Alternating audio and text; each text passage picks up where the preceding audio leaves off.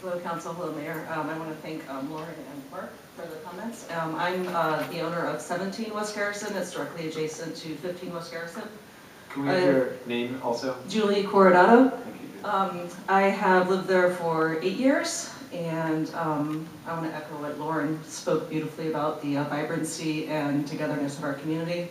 It's a safe place to live. It's an affordable place to live. I bought the house because it's affordable. I have 2 kids in the Bethlehem area school district who walk to school.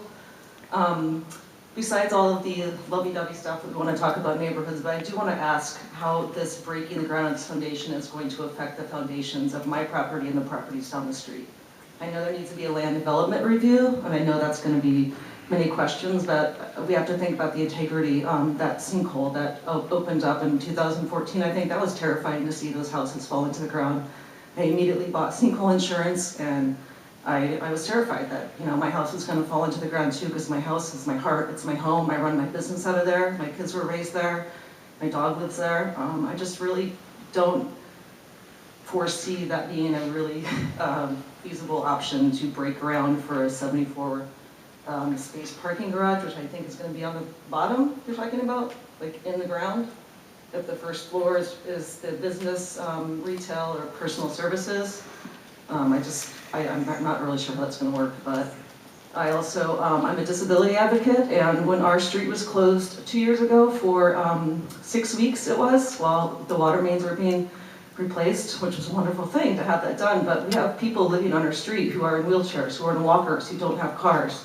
You're going to shut down Garrison Street and make everyone walk how many blocks to their cars? I was okay, I'm an able-bodied person. I was able to park my car and carry my groceries in, and you know, but we have to think about the people who live on that street who are not able to walk to their houses. They need parking directly in front of their houses. So how's that going to work if we're building this giant high-rise, you know? Is the street going to be closed down for weeks on end? Is it going to be in the winter when it's snowing? These are things we have to think about. I think the last thing that I wanted to mention, I like the idea of veteran housing. I understand that there's a need for housing for veterans, and I'm all for that, but I think that we really need to look at how this is going to affect Garrison Street and keep it on U Street, because I agree with what you said. That, yeah, I'm all for that if it doesn't carry on into Garrison Street, which is a well-established family neighborhood. So that's what I had to say. Thank you.